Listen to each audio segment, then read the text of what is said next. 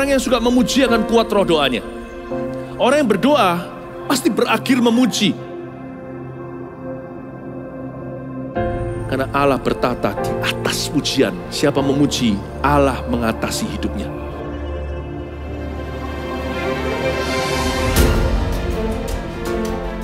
The Year of Praise, tahun pujian menjadi sebuah petualangan yang tiada dua. Menjadi sebuah pelajaran hidup yang langsung dari Kristus. Menjadi sebuah pengalaman yang indah. Waktu kita memuji Tuhan, seluruh kerajaan itu berdiri di sampingmu. Waktu kita memuji, seluruh kerajaan Allah dan kereta-keretanya yang tidak kelihatan berkuda dan berapi-api itu berada di kanan kiri. Semakin fisik kita lemah, roh kita semakin memuji Tuhan. Semakin jasmani kita terbatas, semakin rohani kita tidak boleh dibatasi.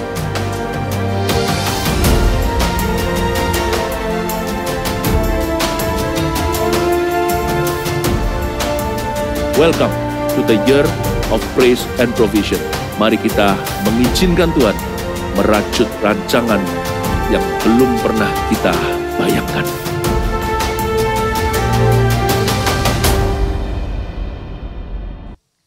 Shalom Bapak Saudara, shalom. Yes, shalom. Bersuka cita pada hari ini, amin. Amin. Mari berikan kemuliaan bagi Tuhan kita. Haleluya. Woo. Mari bersama bertepuk tangan bagi Tuhan kita. Haleluya. Dari utara ke selatan, terdengar pujian bagi Allah. Dari barat sampai ke timur, nama Yesus disanjung tinggi. Dari pulau-pulau, lembah-lembah, gunung-gunung yang tinggi, kemuliaannya disaksikan, kebesarannya diceritakan. Yesus, Yesus, nama Yesus, nama Yesus disanjung tinggi. Dari pulau-pulau, lembah-lembah, gunung-gunung yang tinggi. Katakan, Allahku dahsyat berkuasa, seluruh bumi sujud menyembah. Tinggikan namamu, Allahku dahsyat berkuasa, seluruh bumi sujud menyembah. Tinggikan namamu.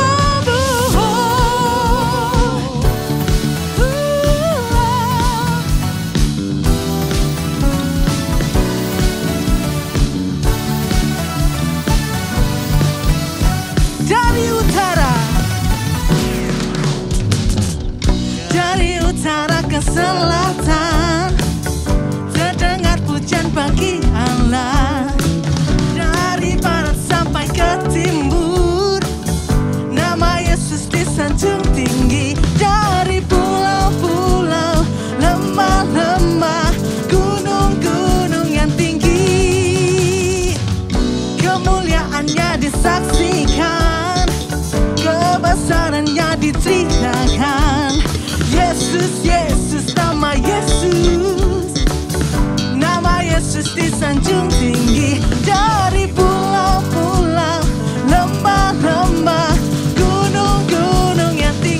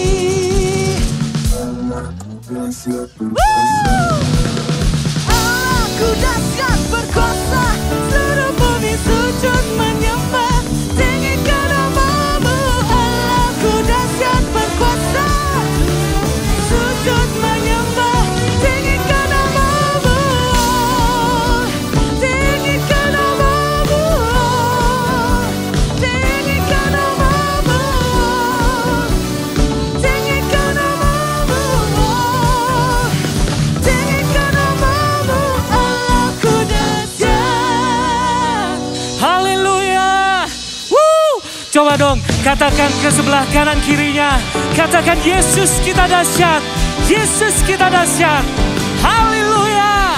Semua bertepuk tangan yuk buat Tuhan. Woo! Yeay.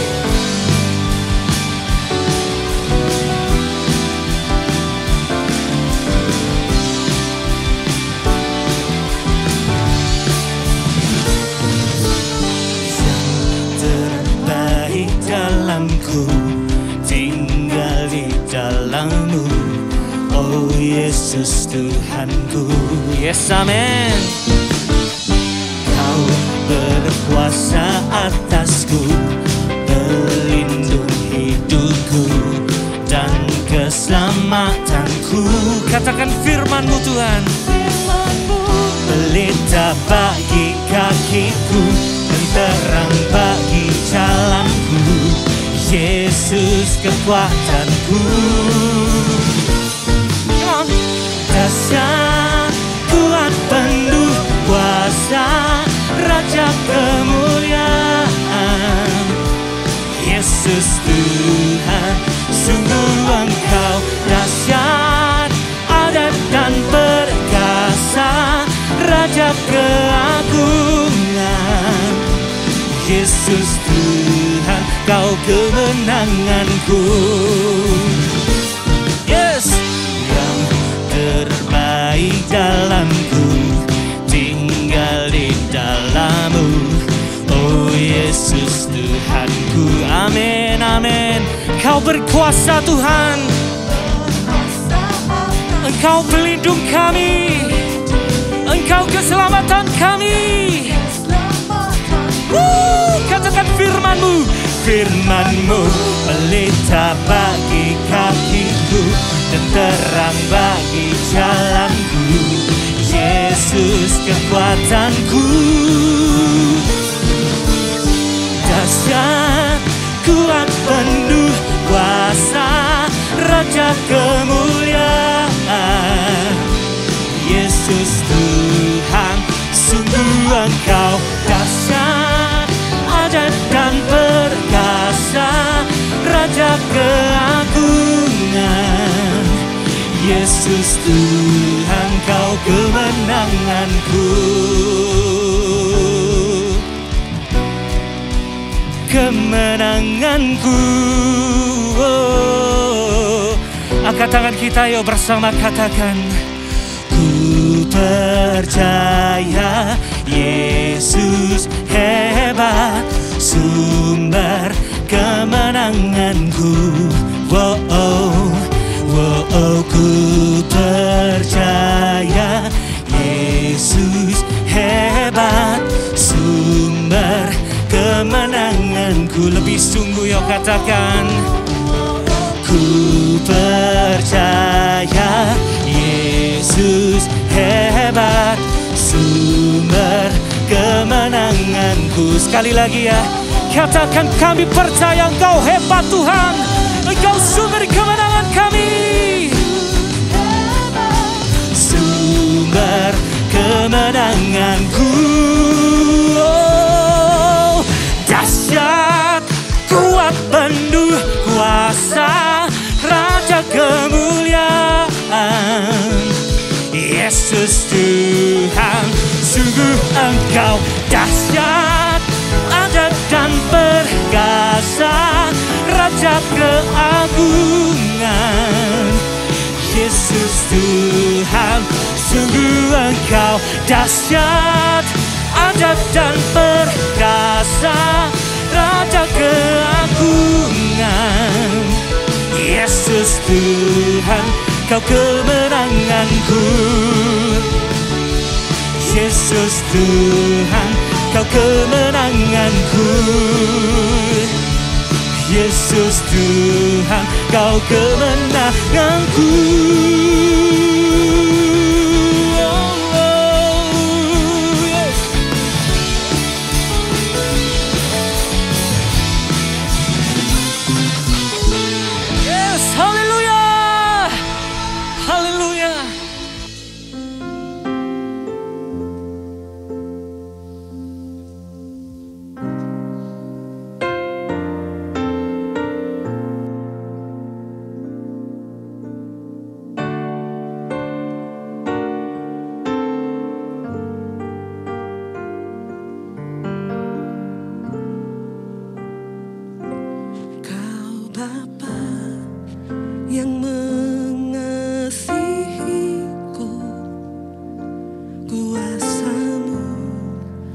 memulihkanku, hati yang baru Kau berikan untukku dapat melihat rencana-Mu indah bagiku. Kau ada di setiap jalanku, hatiku haus dan lapar akan Engkau.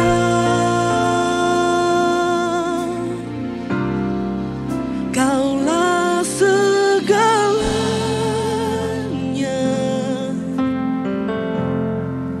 di dalam hidupku.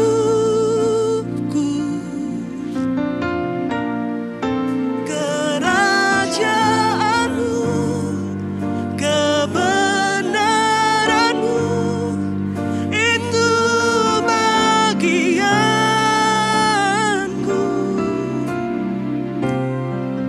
Kaulah yang ku pandang selama hidupku,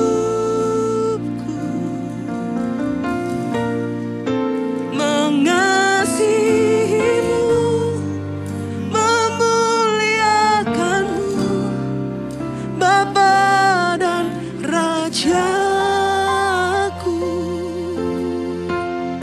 Katakan, Kau Bapa yang mengasihi, Kau Bapa yang mengasihiku.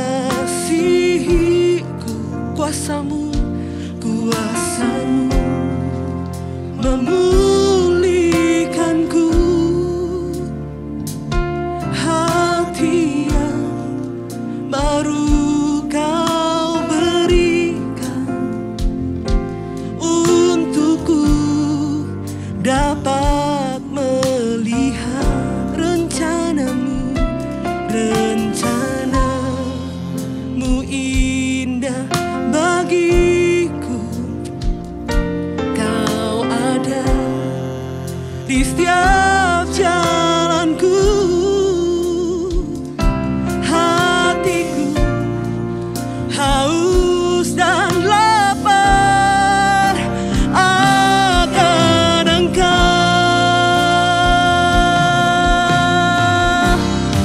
Kaulah segalanya di dalam hidupku, di dalam hidupku.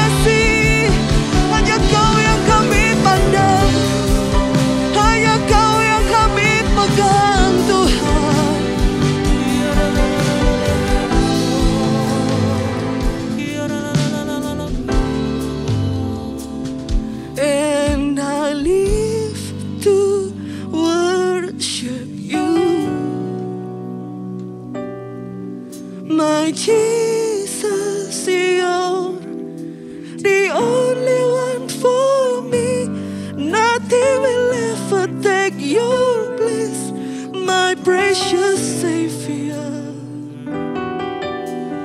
Who can stand between my Lord and me? Lord, I live to honor you, and I long to bring my life an offering. Take me higher, draw me deeper. I give all to be with you. Mari bersama katakan, and I live to worship you, my Jesus. You're the only one for me. Nothing will ever take your place, my precious Savior. Can stand between my Lord and me. Katakan, Lord, I live to honor you, and I long to bring my life. Oh, just take me higher, draw me deeper.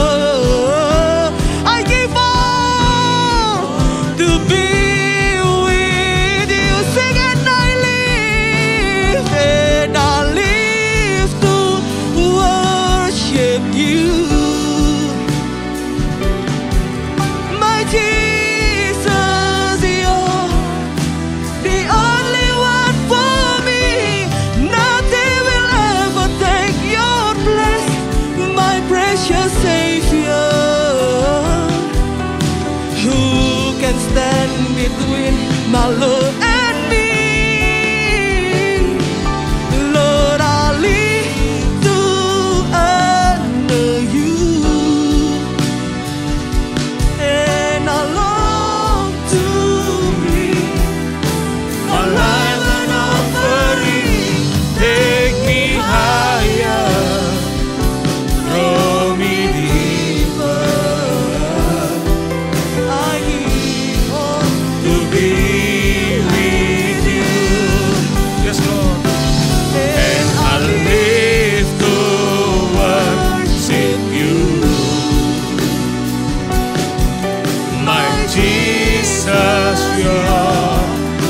The only one for me. Nothing will ever take your place, my precious Savior. Who can stand between my Lord and me? I live to honor you, and I long to bring my life an offering. Take me higher, draw me deeper. I give all to be with you. Katakan, take me higher, take me higher, draw me deeper. I give all to be with you. Take me higher, draw me deeper. I give all to be with you. Mari sembari hiaralabayaralamu. Kau layak terima yang terbaik Tuhan. Kau layak terima yang terbaik dari kami, Tuhan Yesus. Haleluya. Kibarararararararamu, syararararararamu, kibaralamayaralamasande. Pakai hidup kami Tuhan, jadi alat kasih-Mu ya Tuhan. Jesus, pakai hidup kami jadi alat kasih-Mu.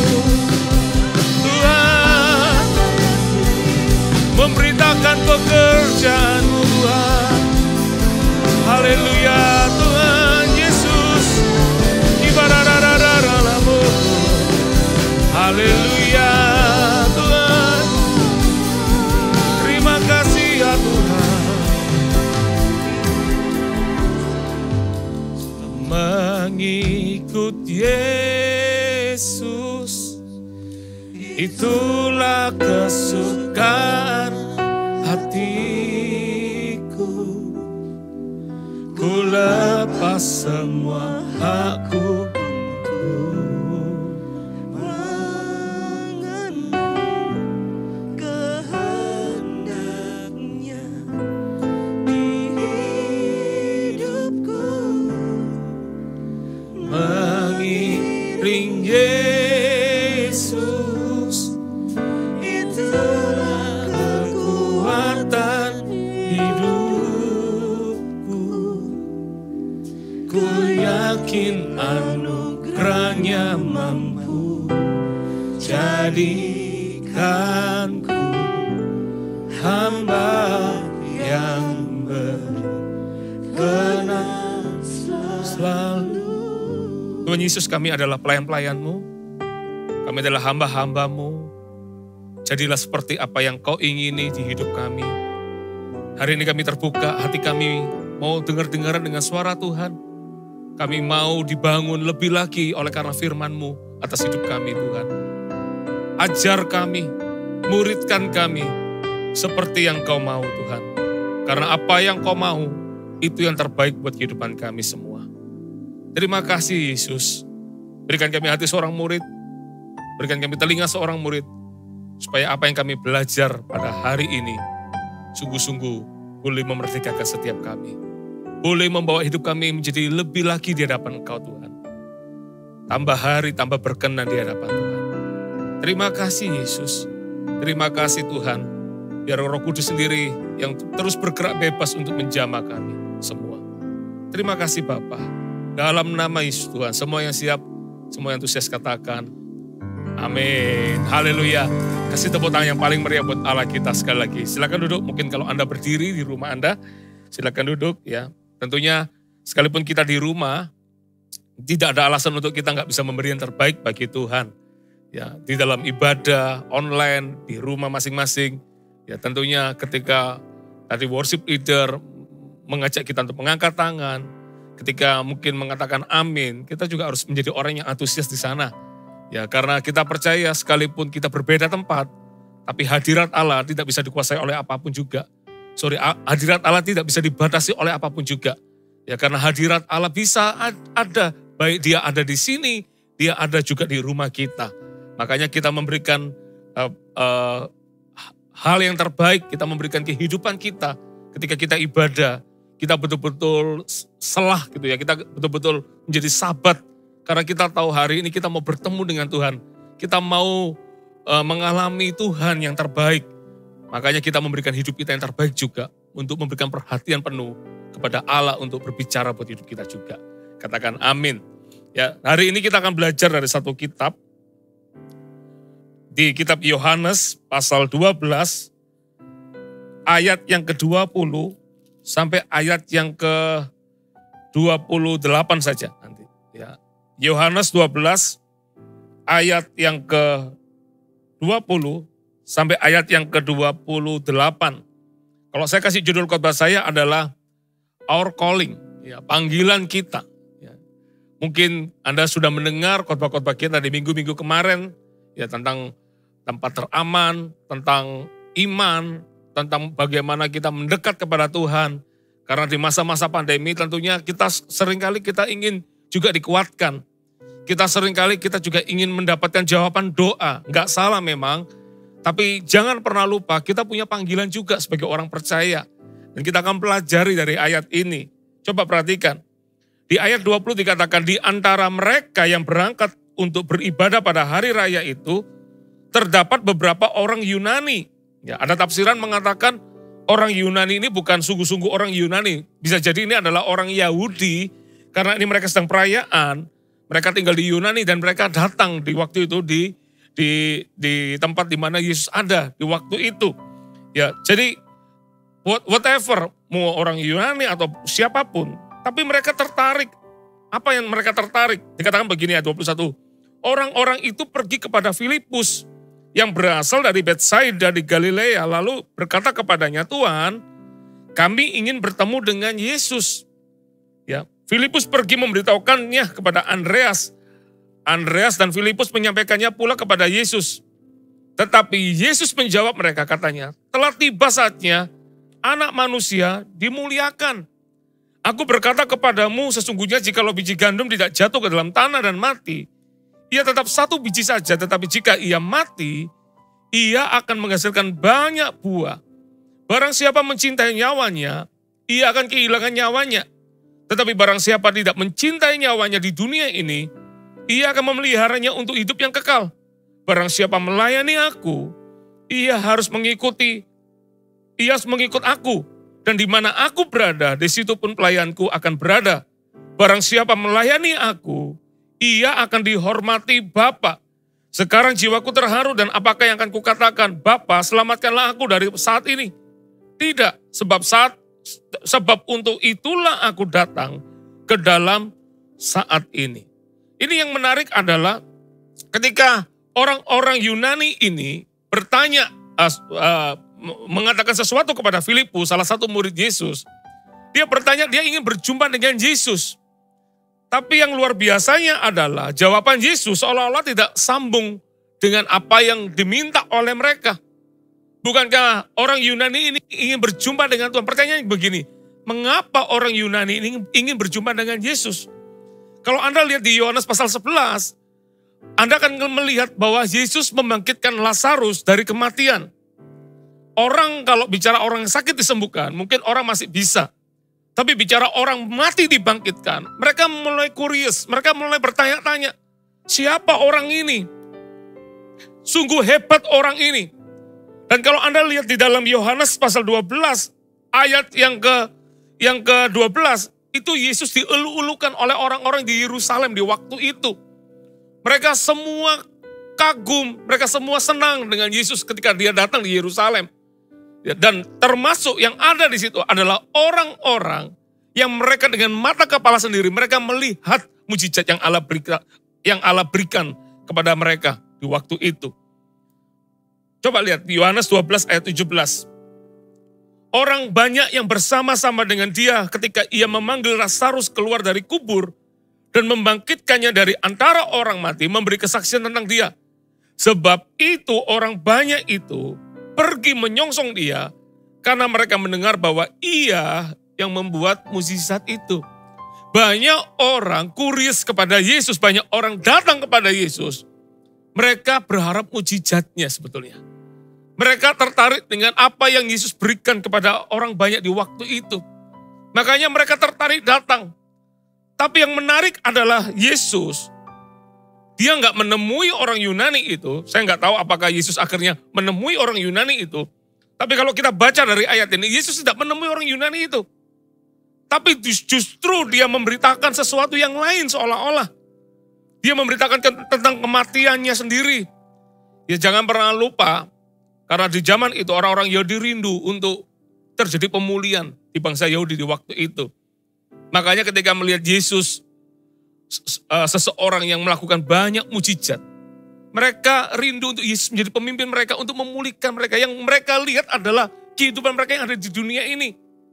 Sedangkan Yesus berkata-kata bukan saja tentang kehidupan di dunia ini, tapi bicara tentang kehidupan yang akan datang, keselamatan yang akan Allah berikan kepada mereka. Yesus sedang memberitakan tentang bagaimana dirinya yang akan dipersembahkan untuk melakukan kehendak Bapa. Apa yang kita pelajari? Saudara, pelajaran dari orang Yunani ini mengajarkan kita bahwa kehidupan manusia selalu senternya kepada apa yang bisa kudapat ketika aku datang ke dalam Yesus. Nggak salah. Orang banyak sekali motivasi yang ada di dalam dirinya. Datang kepada Yesus itu macam-macam. Ada orang datang kepada Yesus karena cinta, karena dia tahu bahwa hidupnya nggak akan bisa tanpa Yesus. Tapi ada orang-orang yang datang kepada Yesus dengan sebuah kebutuhan. Aku akan mendapat sesuatu dari Tuhan. Aku akan memperoleh sesuatu dari Tuhan. Memang kalau kita datang kepada Tuhan, pasti memperoleh sesuatu. Tapi ingat, kita punya panggilan, bukan dipanggil untuk mengasihi diri sendiri. Bukan untuk fokusnya apa yang bisa ku dapat. Tapi bagaimana apa yang bisa ku berikan. Itu adalah panggilan kita, saudara. Makanya luar biasa sekali. Yesus tidak menjawab orang Yunani itu. Tapi Yesus memberikan teladan buat para murid-murid. Apa teladannya? Coba lihat. Ayat 23. Tetapi Yesus menjawab mereka katanya, telah tiba saatnya anak manusia dimuliakan. Aku berkata kepadamu sesungguhnya jikalau biji gandum tidak jatuh ke dalam tanah dan mati, ia tetap satu biji saja. Tetapi jika ia mati, ia akan menghasilkan banyak buah. Yesus sedang menceritakan tentang kehidupannya dia sebetulnya. Bahwa sebentar lagi dia harus menanggung derita. Dia mengorbankan nyawanya. Dia ada di dunia ini bukan untuk apa yang dia dapat di dunia ini. Dia ada di dunia ini untuk memberikan nyawanya bahkan. Untuk dipersembahkan. Supaya manusia di bumi ini mengalami keselamatan. Ketika mereka percaya kepada Tuhan, mereka mengalami keselamatan. Yesus sedang menceritakan begini. Bahwa aku datang ke dunia ini. Fokusku bukan untuk aku. Apa yang ku dapatkan. Tapi fokusku adalah bagaimana aku bisa memberikan melalui hidupku ini. Kerajaan Allah diuntungkan. Itu yang sangat luar biasa. Makanya dikatakan begini, tiba-tiba muncul ayat 25. Barang siapa mencintai nyawanya, ia akan kehilangan nyawanya. Tetapi barang siapa tidak mencintai nyawanya di dunia ini, ia akan memeliharanya untuk hidup yang kekal. Saya kalau baca ayat ini bukan saja buat kita sebetulnya. Yang pertama-tama ketika Yesus berkata ayat ini, Yesus sedang memberitakan tentang dirinya. Gak gampang loh. Orang sebagai manusia, dia datang juga sebagai manusia, membayangkan dia akan mati sebentar lagi.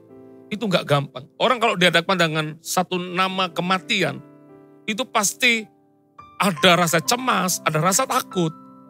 Bagaimana ya nanti ya pengalaman itu segala macam. Itu gak mudah. Makanya di ayat 27, sampai Yesus berkata begini, sekarang jiwaku terharu.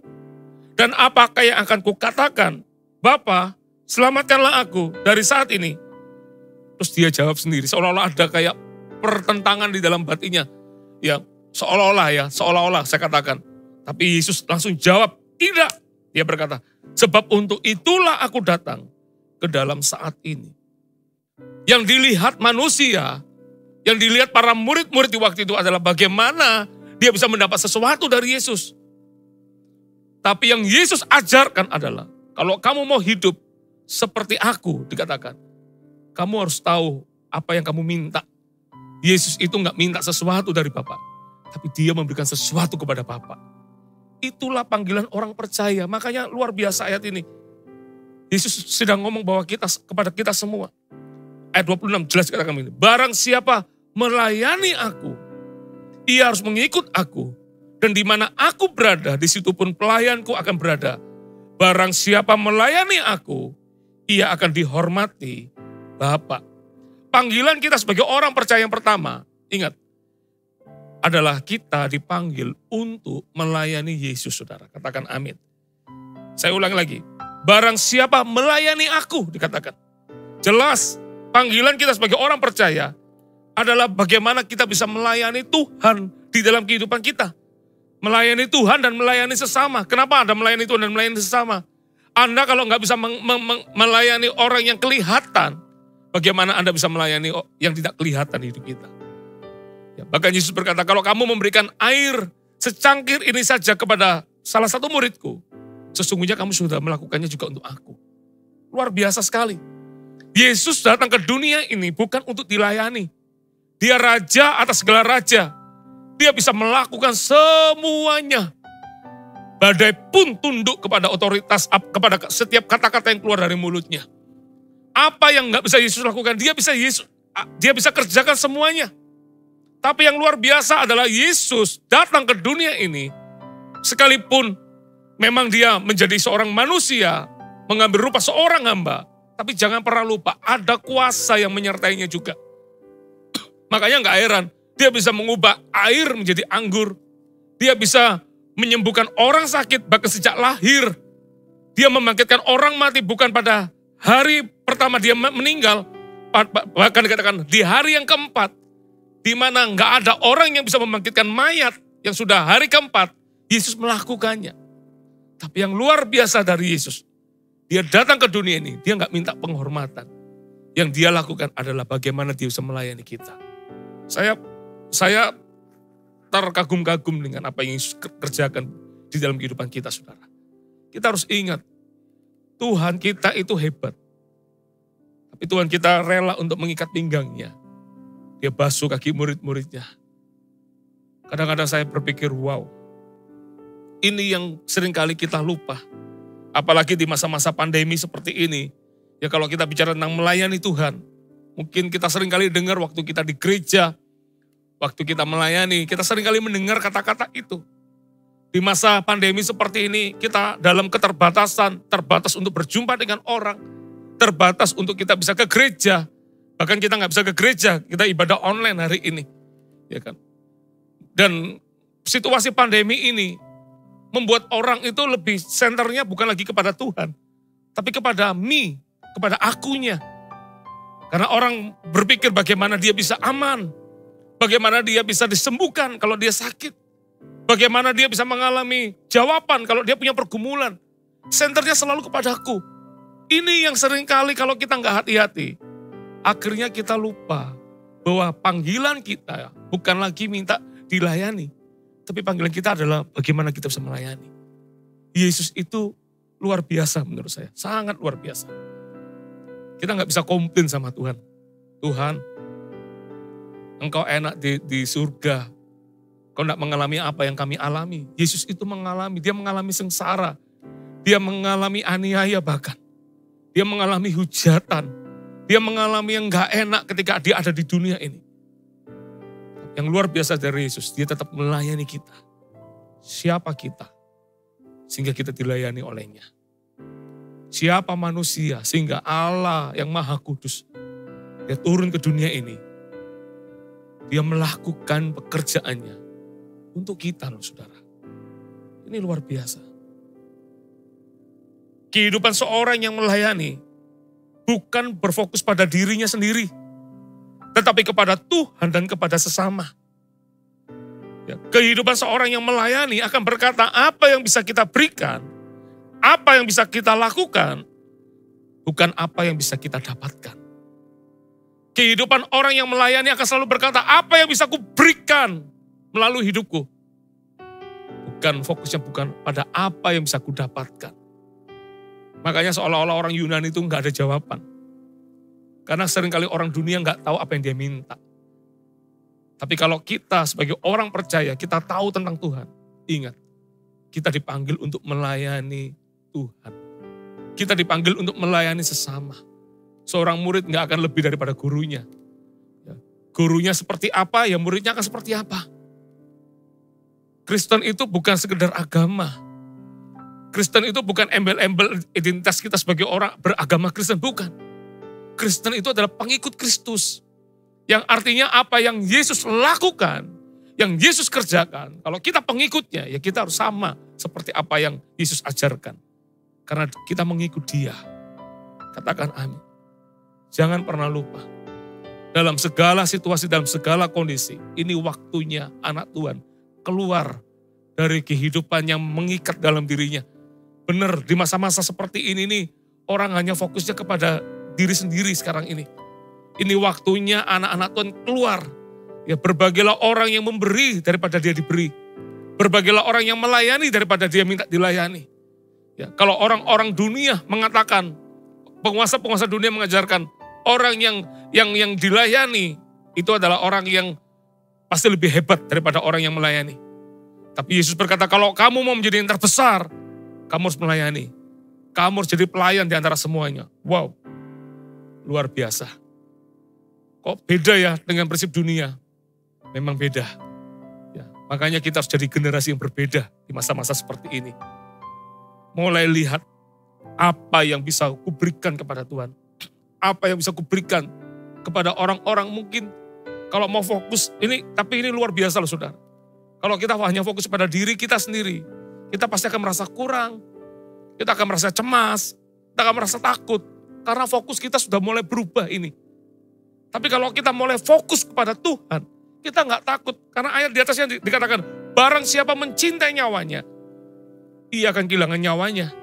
Tetapi barang siapa tidak mencintai nyawanya di dunia ini, ia akan memeliharanya untuk hidup yang kekal. Kalau belum waktunya kita, tidak akan pernah datang waktunya kita. Karena Allah yang akan menjaga kita. Tapi selama kita fokus kepada diri kita sendiri, kita akan kehilangan apa yang Allah sudah rancangkan dalam hidup kita. Tapi kalau kita fokus kepada Allah dan pekerjaannya, maka saya percaya kita justru memperolehnya. Hidup itu aman di tangan Tuhan. Karena Tuhan yang punya segalanya. Tuhan yang tahu kehidupan kita semua.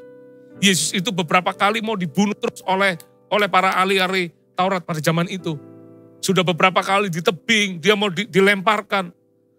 Tiba-tiba ayatnya berkata, Yesus tiba-tiba hanya bisa meloloskan, berjalan melewati mereka. Pertama mereka sudah berantusias untuk mau mendorong Yesus. Mau diakhiri Yesus kehidupannya. Tapi Yesus tiba-tiba luput begitu saja. Kalau baca ayatnya kayaknya seolah-olah ya, kalau saya baca ayatnya, Yesus dari orang yang berambisi untuk mendorong, tiba-tiba Yesus bisa luput begitu saja. Kok bisa ya? Kalau kita baca ayat itu mungkin biasa ya. Tapi kalau saya gambarkan, itu semua perbuatan tangan Tuhan. Allah Bapa yang sudah menjaga Yesus juga di situ. Karena Yesus belum waktunya di situ. Nanti Yesus, makanya seringkali orang pingin berambisi untuk membunuh Yesus. Yesus bukan mati oleh karena tangan mereka. Yesus mati karena menyerahkan nyawanya supaya kita diselamatkan. Dia memang menyerahkan dirinya untuk disalib, untuk menebus dosa kita. Tapi nyawanya bukan mati, nyawanya bukan mati itu karena dibunuh oleh salib itu. Tapi dia menyerahkan nyawanya. It is done. Telah selesai. Makanya dia menyerahkan nyawanya untuk jadi penebusan bagi kita semua. Kalau belum waktunya kita, nggak mungkin itu terjadi. Ya, makanya ini luar biasa sekali. Panggilan kita sebagai orang percaya, ingat, kita dipanggil untuk melayani Yesus. Kita dipanggil untuk melayani Tuhan. Jangan sampai salah di situ, saudara. Yang kedua, apa panggilan kita sebagai orang percaya? Dikatakan begini, ia harus mengikut aku, dan di mana aku berada, di situ pun pelayanku akan berada. Garis bawah kata ini, ia harus mengikut aku. Panggilan kita sebagai orang percaya yang kedua adalah mengikut Tuhan. Apa yang kita ikuti di dalam Tuhan? Yang pertama, mengikuti pekerjaannya. Yesus datang ke dunia ini, yang dilakukan oleh Yesus adalah, kalau Anda baca di dalam Alkitab, Matius 11 ayat 5, dia berkata, orang buta melihat, orang lumpuh berjalan, orang kusta menjadi tahir, orang tuli mendengar, orang mati dibangkitkan, kepada orang miskin diberitakan kabar baik. Perhatikan kata-kata ini, yang Yesus kerjakan adalah bagaimana melalui dirinya dia bisa menjadi berkat bagi orang lain, menyembuhkan orang, menghibur kehidupan seseorang, memberi makan, melepaskan setiap orang yang terikat, bahkan membangkitkan orang yang mati. Dengan kata lain, Yesus itu memberikan pengharapan kepada setiap orang yang ada, yang dia jumpai. Dia menjadi sumber pengharapan bagi mereka. Ini luar biasa sekali, saudara.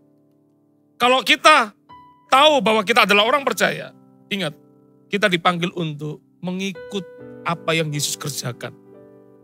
Lihat, Yesus di dalam 3,5 tahun pekerjaannya, yang dia lakukan adalah dia menolong orang, dia membimbing orang berdosa dia bimbing, hidup di dalam kebenaran. Masih ingat perempuan Samaria yang dibimbing oleh Tuhan Yesus?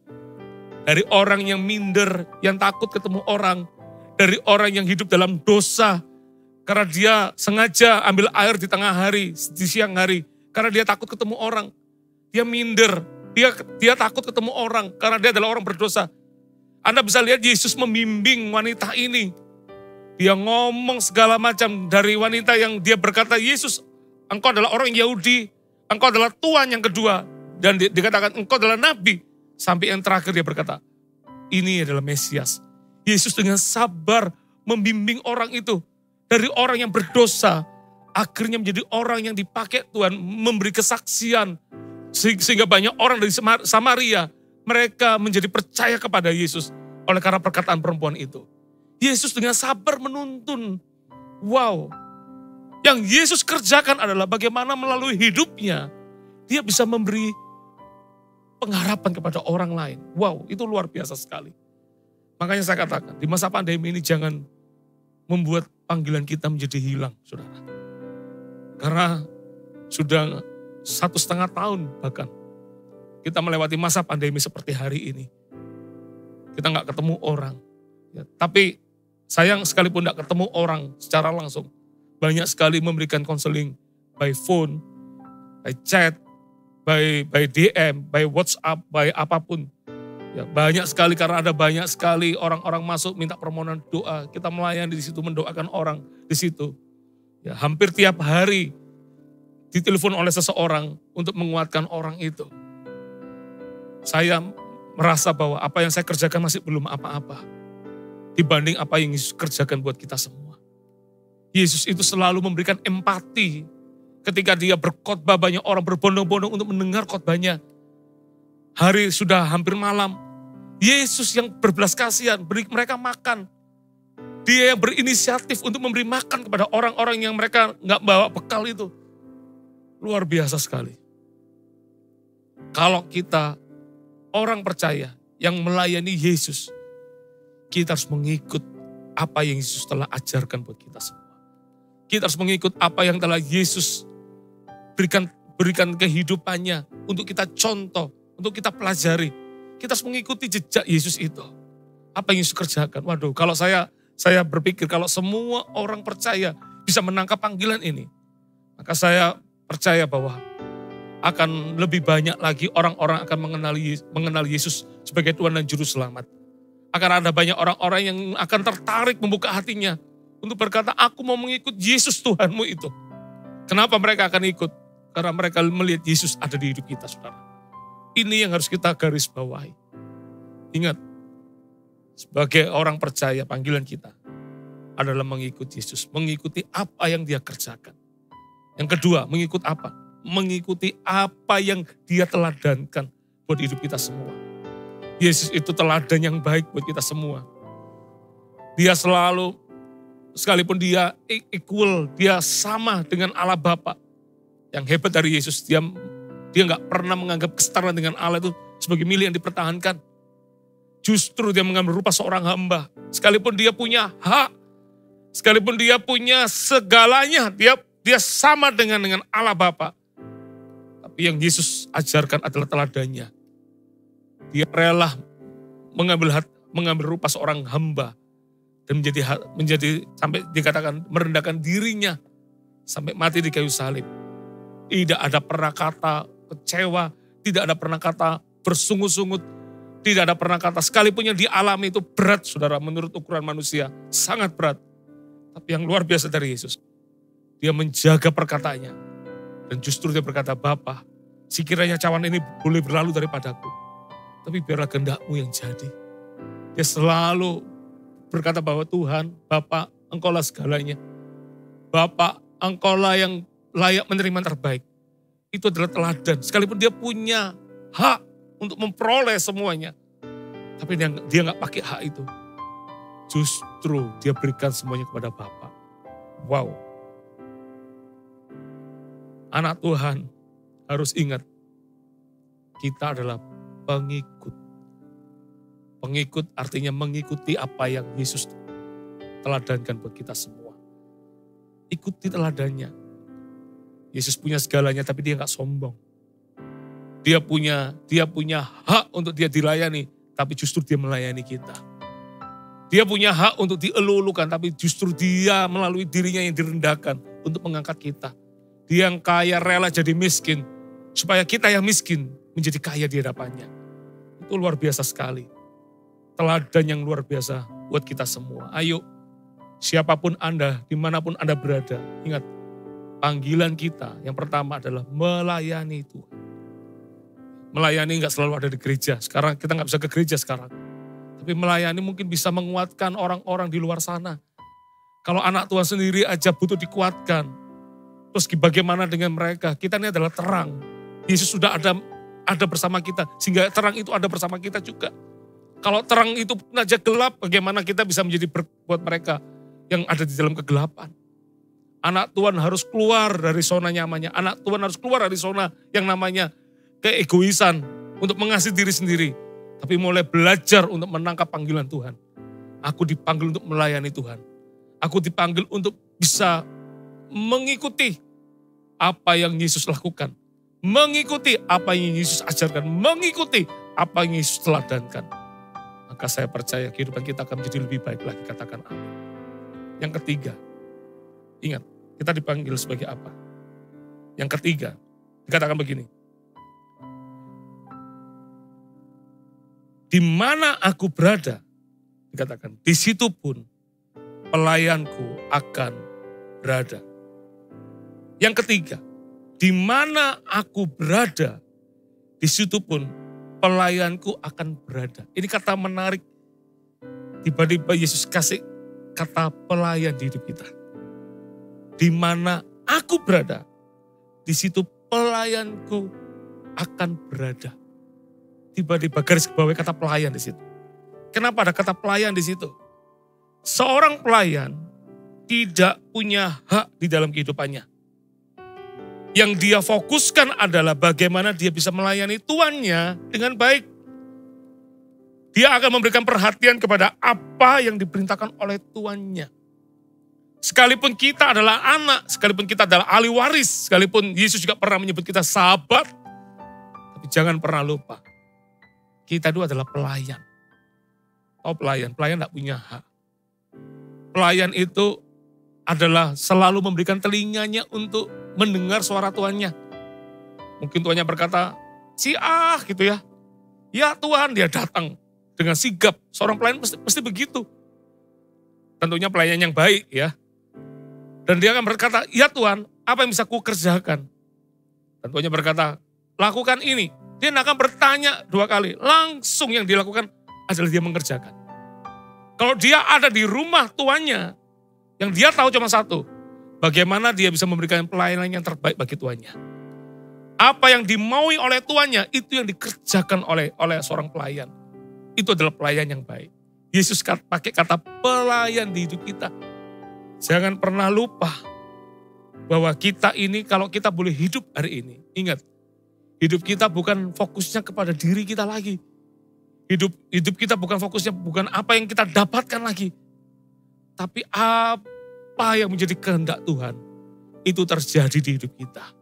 Pernahkah kita bertanya di pagi hari ketika kita bangun tidur, dan kita bertanya, Tuhan, apa yang Engkau mau aku kerjakan? Apa yang Engkau mau aku beritakan? Apa yang Engkau mau aku lakukan? Makanya setiap pagi ketika kami datang di hadapan Engkau, melalui saat teduh, melalui mencari Tuhan, ada sebuah pertanyaan yang kami akan bertanya, mau apa yang kami kerjakan pada hari ini Tuhan? Karena kami adalah pelayan-pelayan-Mu. Kami adalah hamba-hamba-Mu. Dan tentunya apa yang ada di hati-Mu, itu juga yang ada di hati kami. Apa yang menjadi harapan Tuhan, itu juga yang akan kami kerjakan. Itu adalah seorang pelayan. Seorang pelayan tidak melayani dirinya sendiri. Seorang pelayan akan melayani tuannya. Dia akan memberikan yang terbaik kepada tuannya. Pertanyaan saya, di masa-masa seperti hari ini, apakah kita bertanya kepada Tuhan? Ada orang bilang, Pak, jangankan bertanya sama Tuhan, bertemu dengan Tuhan aja sudah nggak jarang Pak sekarang. Kembali lagi saudara. Ya. Kalau kita tak teduh di pagi hari, bayangannya jangan Tuhan.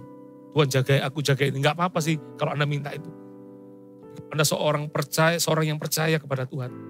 Kalau Anda punya panggilan di dalam Tuhan, tentunya fokusnya bukan lagi kepada aku dan aku dan aku. Tapi fokusnya Tuhan, apa yang menjadi rancanganmu, apa yang menjadi kehendakmu, itu yang kukerjakan Tuhan. Itu adalah seorang pelayan Tuhan. Ingat, panggilan kita adalah kita dipanggil yang ketiga adalah meletakkan hidup ini sepenuhnya kepada kehendak dan rencana Tuhan. Apapun yang kau mau Tuhan, aku akan kerjakan. Apa yang kau mau perintahkan dalam hidupku, aku mau juga Tuhan. Dan kalau Anda tanya apa sih yang ada di hati Tuhan, jiwa-jiwa. Apa sih yang ada di hati Tuhan? Kerajaannya diuntungkan. Apa sih yang Anda mungkin bertanya, apa sih Tuhan? Ada banyak orang-orang yang lebih banyak diselamatkan. Anak Tuhan, di dalam segala situasi, dalam segala musim kehidupan, jangan pernah lupa. Kita dipanggil bukan untuk diri kita lagi. Ayo kita keluar dari zona nyaman kita. Kita keluar dari apa yang menjadi keterbatasan. Mungkin sebelum ini menjadi keterbatasan. Tapi kita mulai keluar untuk menjadi berkat, menjadi saksi, melakukan apa yang Yesus amanatkan di hidup kita. Dan ini perintahnya, jangan takut kata Tuhan. Kalau Allah yang sudah menyertai, Allah juga akan menolong kita. Allah juga menjaga kita. Katakan amin. Katakan amin. Dan ayat terakhir coba lihat, luar biasa sekali. Dikatakan begini, barang siapa melayani aku, ia akan dihormati Bapa. Kata-kata menarik sekali. Barang siapa melayani aku, ia akan dihormati Bapa. Kata dihormati Bapa yang pertama adalah kehidupan kita diangkat. Siapa kita ini? Kita adalah orang berdosa. Kita manusia, kita terbatas. Sampai ada kata Bapa menghormati kita. Artinya apa? Kehidupan kita diangkat. Kita mungkin tidak pernah merasa layak. Kita adalah pelayan kok. Kita adalah orang-orang yang kita tahu kita layak sebetulnya menerima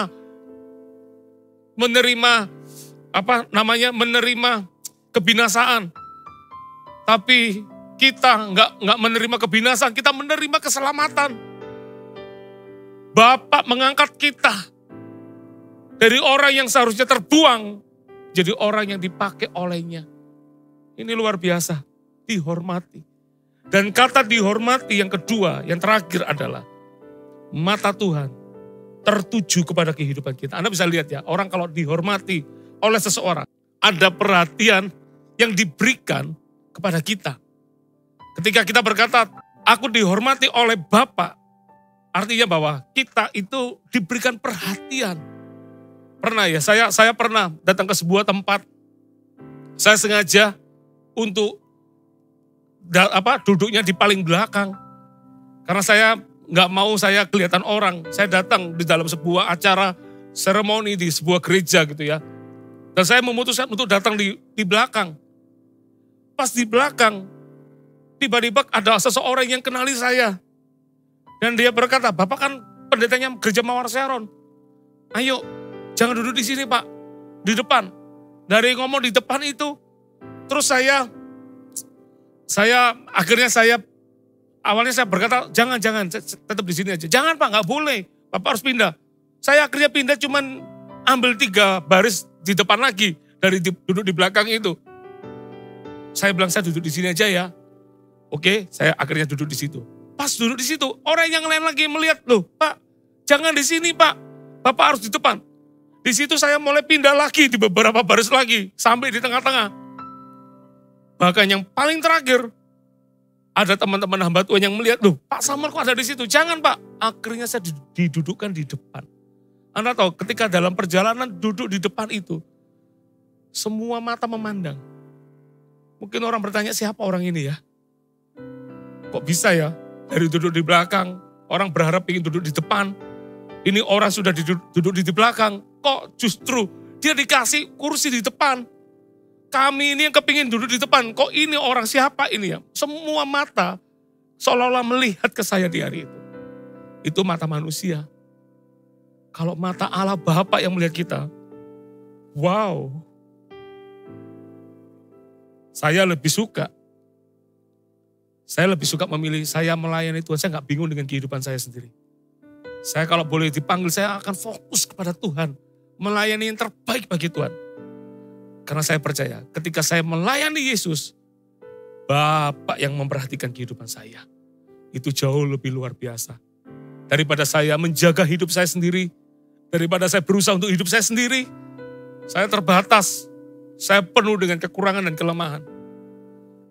Dan kalau saya nggak fokus pada diri sendiri, fokus kepada Yesus dan pekerjaannya, maka ini janjinya. Bapak menghormati kita, Bapak melihat hidup kita. Bapak yang akan menjaga hidup kita. Bapak yang akan melindungi kita. Bapa juga yang akan menyertai kita. Ini yang luar biasa bagi kita. Katakan amin. Mau pilih mana? Mau menjaga hidup kita sendiri? Mau protektif dengan hidup kita sendiri? Atau kita mau berkata, Bapa, Engkau yang menjaga aku. Bahasa saya, aku akan mati-matian bagi Tuhan.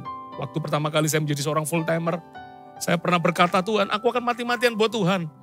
Aku akan memberikan hidupku bagi Tuhan. Sudah aku tidak lihat nanti Samuel mau jadi seperti apa. Bagianku adalah aku mau memberi yang terbaik bagi Tuhan. Aku tidak bisa balas kebaikan Tuhan. Saya adalah anak pertama di keluarga saya. Saya punya adik seorang perempuan. Orang tua saya berharap banyak kepada anak yang laki-laki ini. Makanya ketika saya memutuskan menjadi full timer, orang tua saya, pria itu almarhum, papa saya, itu saya nggak pernah lihat papa saya itu menangis. Tapi kali itu papa saya mengeluarkan air mata, nggak di depan saya, adik saya yang belakangan akhirnya cerita, papa menangis loh, gara-gara kamu bilang kamu mau jadi hamba Tuhan. Papa saya sendiri yang terharu. Terharunya mungkin ya banyak hal. Harapannya kepada saya sebagai anak prianya. Sebagai anak pertama lagi. Harapan mereka. Hari itu saya cuma berkata, Tuhan, aku kontrakkan hidupku buat Tuhan. Aku mau, kalau saya boleh memilih secara daging, saya kepingin berkarir di hidup saya. Saya kepingin beri yang terbaik buat orang tua saya. Saya mau balas kebaikan mereka. Sekalipun saya tidak mungkin bisa balas kebaikan mereka. Tapi saya mau memberikan yang terbaik bagi mereka. Saya punya adik perempuan, itu kami selalu akrab kemana-mana. Dari sekolah, zaman dia SMA, saya yang suka mengantar dia sekolah. Sampai dia bekerja, saya jadi orang yang selalu ada bersama dia. Tiba-tiba hari itu memutuskan untuk menjadi pelayan Tuhan. Dan saya nggak tahu saya ditempatkan di mana. Awalnya saya mau ditempatkan di Manado di waktu itu. Ya, tapi akhirnya nggak jadi. Rencana Tuhan belok. Nggak jadi ke Manado, saya dibelokkan ke kota Jember. Tetap jauh dari Surabaya juga. Orang tua saya keberatan di waktu itu. Tapi hari itu saya berkata, Tuhan, aku akan melayani Engkau. Aku akan berikan hidupku yang terbaik bagi Tuhan. Itu tadi bahasa saya, aku akan mati-matian bagi Tuhan. Engkau yang menjaga keluargaku Tuhan. Biarkan, kalau saya boleh katakan seperti bahasa hari ini, biarkan mata Tuhan tertuju kepada keluarga kami. Allah Bapa, ketika saya tidak fokus kepada hidup saya, ketika saya tidak fokus kepada seolah-olah enggak kepada keluarga saya, hidup saya enggak, ya bukan berarti saya enggak jadi berkat bagi mereka. Ketika saya enggak ambil keuntungan dari hidup saya sendiri dengan apa yang bisa saya kerjakan, justru ketika saya melakukannya buat Yesus, Bapak, tanpa kita meminta sekalipun, mata Tuhan itu tertuju kepada kita. Makanya pada suatu kali ketika ada terjadi krisis di perusahaan papa saya di waktu itu, papa saya hampir kena PHK, karena semua orang di PHK di waktu itu, semua karyawan di PHK. Hari itu dengan berani saya berkata, Papa jangan takut, karena Tuhan sudah jelas berkata, selai rambut kalau Tuhan tidak izinkan jatuh, tidak akan jatuh juga. Saya percaya saya dapat Papa tidak akan kenapa-kenapa. Papa tidak akan di PHK. Karena ada, seolah-olah kalau saya boleh katakan, karena ada anaknya yang memberikan hidupnya bagi Tuhan. Bapak sendiri akan menolong. Kontrak saya begitu. Tuhan, aku akan mati-matian buat Tuhan. Tuhan yang take care loh ya keluarga saya. Tuhan yang jaga. Bukan berarti saya lepas tanggung jawab. Tapi saya tahu, saya sebagai seorang pelayan Tuhan juga saya punya keterbatasan. Bagian saya melakukan bagian saya. Selebihnya bagian Allah yang melakukannya bagi kita. Dan benar, di tahun itu, semua orang di PHK di perusahaan papa saya. Hanya 2 orang yang gak di PHK. Salah satunya adalah papa saya. Papa saya sampai terakhir bekerja di perusahaan itu adalah beberapa tahun yang lalu. Ketika anak-anaknya meminta papa untuk pensiun. Sudah Pak, papa buat apa lagi bekerja? Papa saya minta untuk pensiun. Untuk bisa bersama-sama dengan kita di Sidoarjo. Karena pelayanan saya sekarang di Sidoarjo. Akhirnya papa saya meletakkan pekerjaannya. Sekalipun gak boleh sama pimpinannya di waktu itu. Papa saya sudah usianya 60 sekian, 68, 69 di waktu itu. Papa saya taruh drop pekerjaannya. Karena mengikuti kata-kata anak-anaknya. Seperti itu. Ya dan lihat. Janji Tuhan itu dan amin. Saat kita gak fokus pada diri kita. Saat kita fokus pada Allah dan pekerjaannya. Bapak yang mengaruniakan. Bapak yang memberi hormat. Wow. Ketika saya dapat ayat ini saya terharu. Tuhan thank you. Kau sudah memberikan aku kebenaran-Mu. Makanya saya ingin bagikan ini buat Anda semua. Karena saya mau Anda juga punya fokus yang benar. Anda di track yang benar juga. Ketika Anda fokus kepada Allah, kepada Yesus, melakukan pekerjaan bagi Yesus. Maka ingat, ini janji Tuhan. Maka Bapa akan menghormati kita. Sekalipun kita gak layak. Maka Bapa matanya tertuju kepada kita. Sekalipun kita gak layak. Tapi itu janji Tuhan. Katakan, amin. Mari kita naikkan pujian. Mengikut Yesus, itulah kesukaan hatiku. Ku lepas semua hakku untuk mengenal kehendaknya di hidupku. Mengiring Yesus, itulah kekuatan hidupku. Ku yakin anugerahnya mampu jadikanku hamba yang berkenan selalu. Mari semua yang percaya dan mau mengikut Tuhan, angkat tanganmu. Mengikut Yesus, itulah kesukaan hatiku. Ku lepas semua hakku untuk mengenal kehendaknya di hidupku. Mengiring Yesus, itulah kekuatan hidupku. Ku yakin anugerahnya mampu jadikanku hamba yang berkenan selalu. Tuhan Yesus, kami sudah mendengar firman-Mu. Ini waktunya kami meresponi apa yang Kau mau. Ampuni kami kalau mungkin di masa-masa ini, dengan situasi yang ada, kami hanya fokus pada diri kami. Kami hanya fokus dengan apa yang bisa kami dapatkan. Tapi kami tahu kami dipanggil bukan lagi untuk diri kami. Kami dipanggil belajar seperti apa yang Kau telah ajar buat kami. Kami dipanggil supaya kami meneladani apa yang Yesus pernah lakukan buat kami. Panggilan orang percaya adalah yang pertama, melayani Tuhan. Dimanapun, dalam kondisi apapun, kami tahu kami adalah pelayan-pelayan Tuhan. Yang kedua, panggilan kami orang percaya adalah kami mengikut Tuhan. Mengikuti apa yang telah Tuhan kerjakan buat manusia. Mengikuti juga apa yang telah Tuhan teladankan buat kehidupan kami juga. Ini kami Tuhan. Ayo, ini waktunya setiap orang yang berkata, Tuhan, aku mau mengikut Engkau. Angkat tanganmu. Biarkan Yesus menjamah kita. Kibarala bayarala. Sikirebe kanarala bayarala. Muyerebe kanarala. Sikirebe kanarala bayarala bayarala bayarala. Orebe kanarala bayarala. Buang apa yang gak berkenan di hadapanmu. Ambil setiap sikap egois. Ambil sikap di mana kami mungkin kami khawatir dengan apa yang terjadi. Ambil ya Tuhan. Ini waktunya setiap anak-anak Tuhan menangkap panggilan yang dari Tuhan. Kami dipanggil untuk mengikut Tuhan, jadi berkat bagi Tuhan, menjadi berkat bagi sesama kami. Siarala bayaralamu, kibarararala bayarala basande.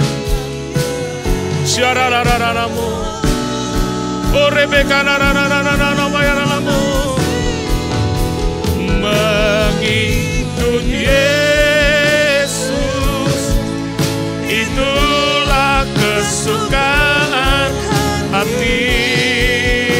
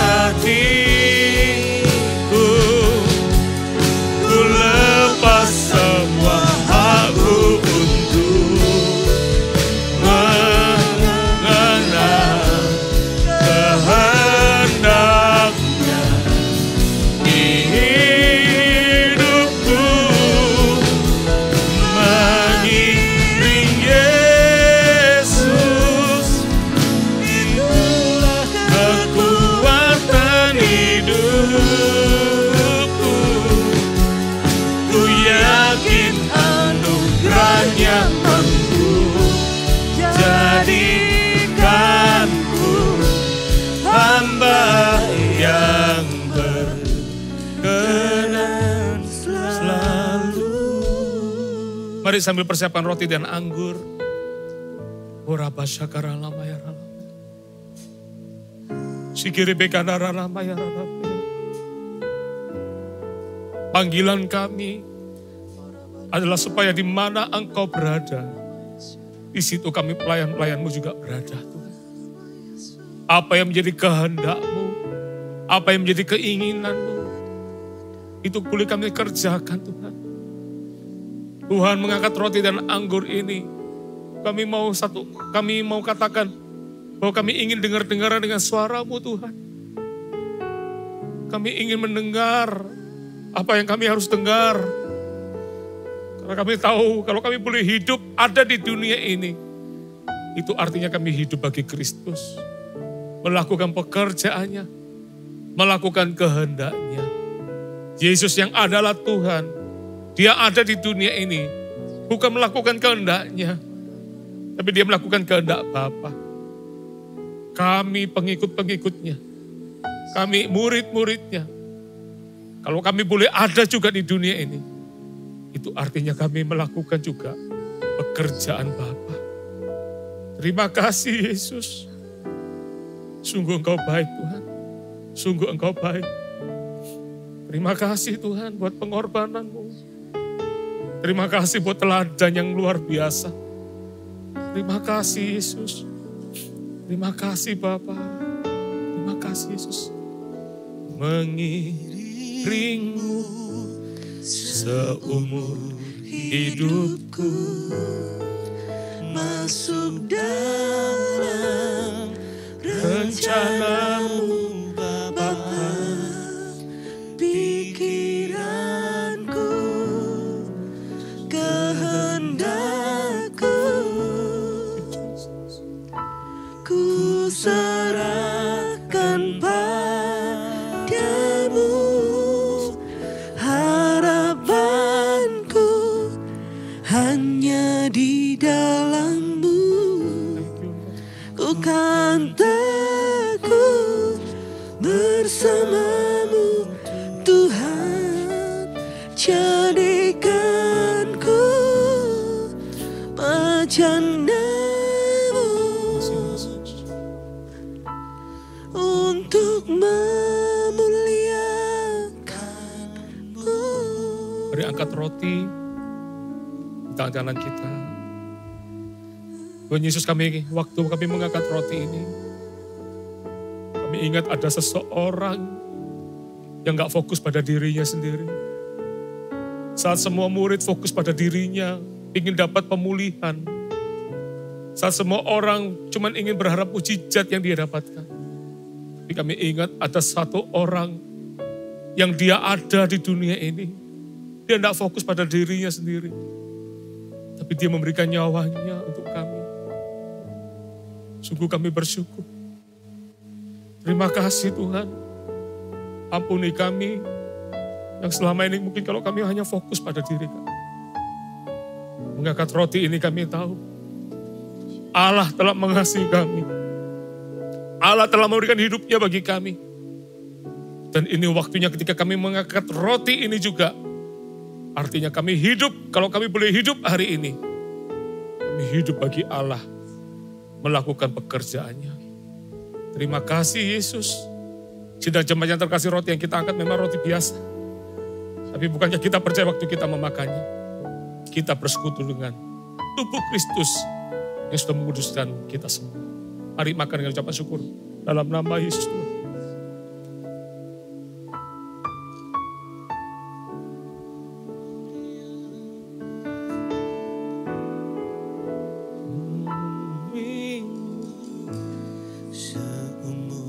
Hidupku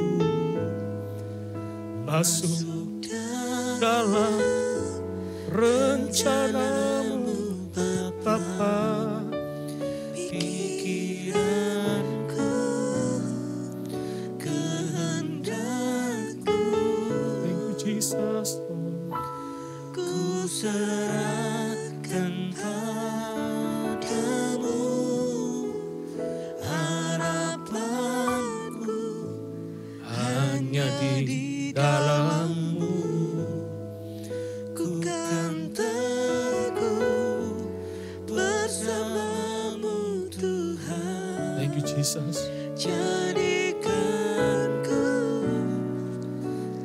rencanamu untuk memuliakan. Ketika mengekecauan ini juga, kami tahu bahwa hidup kami telah ditebus oleh Tuhan. Bukan dengan emas dan perak, dengan darahnya sendiri kami telah ditebus. Sehingga yang seharusnya kami binasa ini, kami beroleh hidup yang kekal. Terima kasih Tuhan, mengekecauan ini kami juga ingin katakan, Bapa biarlah kehendak-Mu yang terjadi di hidup kami. Karena kehendak-Mu dan rancangan-Mu itulah yang terbaik yang bisa kami kerjakan. Kalau kami boleh hidup hari ini, kami hidup bukan untuk diri kami lagi. Kami hidup bagi Kristus. Hidup untuk melayani Yesus. Karena Yesus telah melayani kami terlebih dulu. Terima kasih Tuhan. Terima kasih Engkau telah melayakkan kami. Sidang jemaat yang terkasih, cawan yang kita angkat memang berisi anggur biasa. Namun kita percaya waktu kita meminumnya, kita bersekutu dengan darah Kristus yang sudah menguruskan pelanggaran kita semua. Mari minum dengan ucapan syukur dalam nama Yesus Tuhan.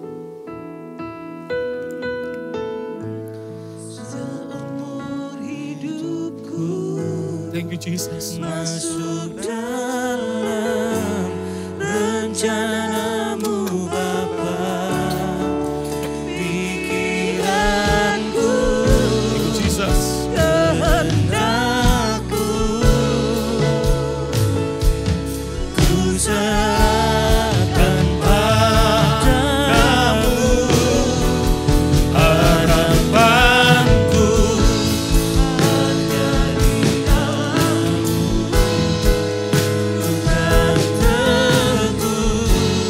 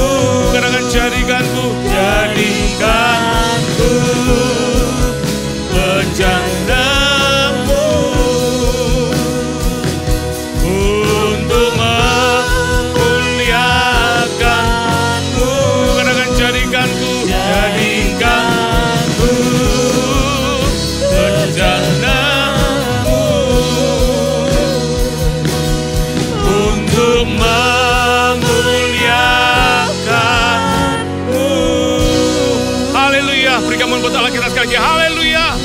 Sungguh Engkau baik Tuhan. Terima kasih Yesus. Mari angkat kedua tanganmu. Terimalah berkat. Kasih yang dari Allah Bapa. Kasih setia dari Yesus Kristus namanya. Dan pertolongan dari Allah Roh Kudus yang telah mengutusmu untuk memberitakan kabar baik. Memberitakan tahun rahmat Tuhan. Diberkatilah setiap orang yang takut akan Tuhan. Setiap orang yang mengasihi Tuhan. Dalam nama Yesus Tuhan. Haleluya. Amin.